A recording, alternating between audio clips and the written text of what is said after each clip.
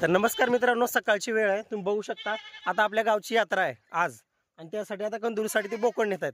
तर बघा, त्यांना विचारा की आता तुम्ही बोकड कितीला घेतला, फक्त तेवढं सांगा. 15,000 रुपयाला.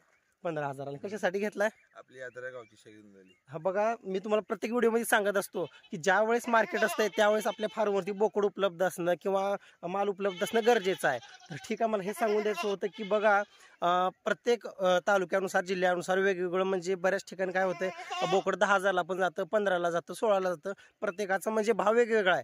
तर आमच्या इकडं असं मार्केट आहे, मला हेच दाखवून द्यायचं होतं की आता तुम्हाला प्रत्येकाला व्हिडिओची अपेक्षा होती. म्हणजे प्रत्येकाचं असं म्हणणं होतं की व्हिडिओ काढा. गेल्या वेळेसचा काही व्हिडिओ काढणं झालं नव्हतं, तर ह्या वेळेस आपण व्हिडिओ काढलेला आहे.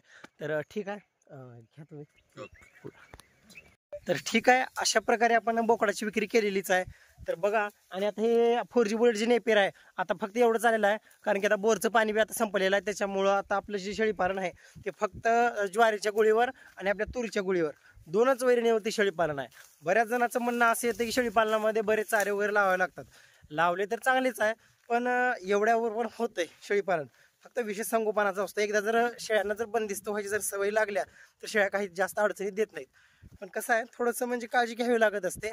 तर बोकडाचं आपलं म्हणजे आमच्या इथल्या त्रिकोळी गावाचं नाव आहे. माझ्या इथला सण आहे आज, त्याच्यामुळं व्हिडिओ मी आताच बघितलेच असेल तुम्ही सर्वांनी क्लिप, कारण तिथला व्हिडिओ तिथं असतो बोकड ह्या शेळीचा पांढऱ्या कानाचा बोकड जो होता त्याची विक्री आपण केलेली आहे.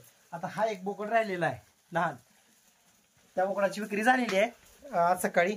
तर ठीक आहे, बऱ्याच जणांचा विषय होता की 6 महिन्याचा बोकड 10,000ला कसं विकता. बघा, मी 6 महिने 20 दिवस काहीतरी झाले होतं, तो बोकड 15,000ला विक्री केलेला आहे. 15,000 रुपयाला मी विक्री केलेला आहे. आणि त्या आता एक शेळी पण घेणार आहे, कारण बघा आम्ही शेळी बघून पण आलेलो आहे. बऱ्याच जणांना मी गुळी स्टोअर करण्याचा एक व्हिडिओ टाकला होता, त्यामध्ये पाठीमागं म्हणजे 1-2 शेळ्या बांधलेल्या होत्या.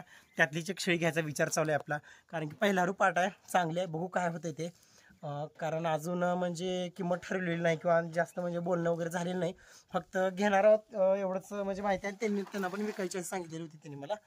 तर बघा, अशा प्रकारे 15,000ला बोकड विक्री केलेली आहे. आणि एक शेळी घ्यायची. आता पूर्ण ह्या बजेटमध्ये आता हे दरवाजा असो, ह्या सर्व गोष्टी आपल्याला करायच्यात फार्ममध्ये. कारण तुम्हाला तर माहितीच आहे, गेल्या बोकडाचा हिशोब म्हणजे 13,400 जी विक्री केली होती, त्या बोकडाचा हिशोब तर तुमच्या डोळ्यापुढे आहे. कंपाऊंड वगैरे पूर्ण मी सांगितलेलं आहे. अँगल, जाळी, आणण्याचा खर्च, भाडं वगैरे, ते अन्नात तालुक्याच्या ठिकाणाहून ह्या सर्व गोष्टींना ते पैसे पूर्ण पार होऊन गेले. मग आता ह्या 15,000 रुपयेमध्ये मी काय करणार आहे त्याचा सुद्धा मी तुम्हाला हिशोब देऊन टाकतो. कारण बघा, सर्वांना माहितीच आहे, जे रेग्युलर सबस्क्रायबर आहेत त्यांच्यासाठी सांगतो मी की आपण आपल्या रेबल स्टार फार्मवरती जे काय सध्या उत्पन्न होत आहे ते आपण कुठल्या दुसऱ्या कामासाठी वापरतच नाही, आपल्या फार्मसाठी वापरत असतो. आणि बघा, आता इथं आपल्या शेळ्या 1, 2, 3 शेळ्या आता 20 दिवसामध्ये वेणार, आणि एक शेळी घ्यायची आपल्याला, म्हणजे 4 शेळ्या.